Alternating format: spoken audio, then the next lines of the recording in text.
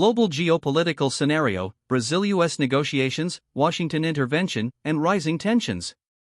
The global political and diplomatic scene is experiencing intense days, with events ranging from trade disputes to decisions that could reshape international security and stability.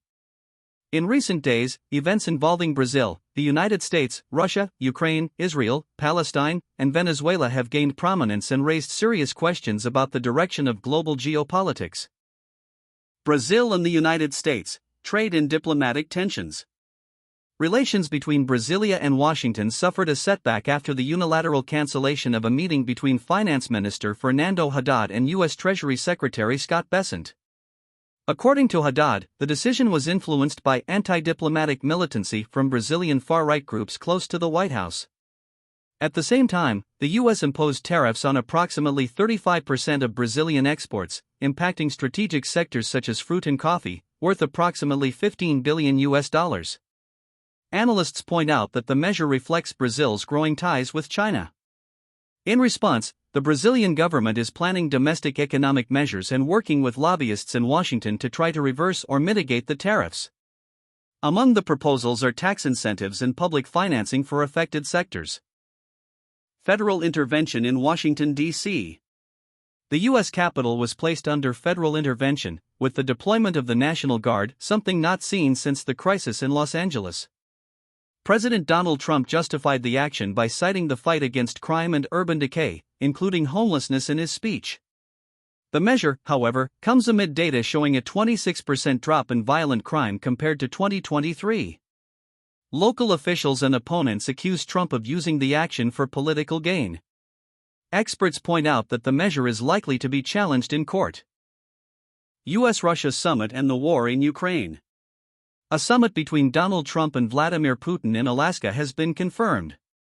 Prior to the meeting, Trump signaled frustration with Ukrainian President Volodymyr Zelensky, even stating that if Kyiv rejects the peace terms proposed by the U.S. and Russia, Washington could withdraw from the negotiations.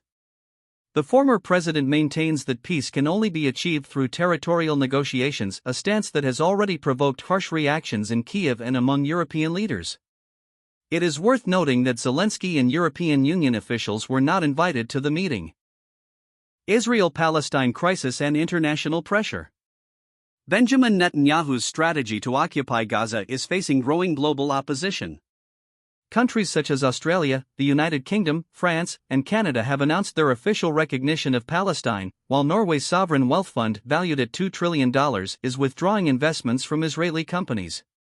Inside Israel, dissatisfaction is even reaching right-wing ministers, as well as reservists and military leaders who question the plan's viability. Venezuela and the escalation of U.S. pressure.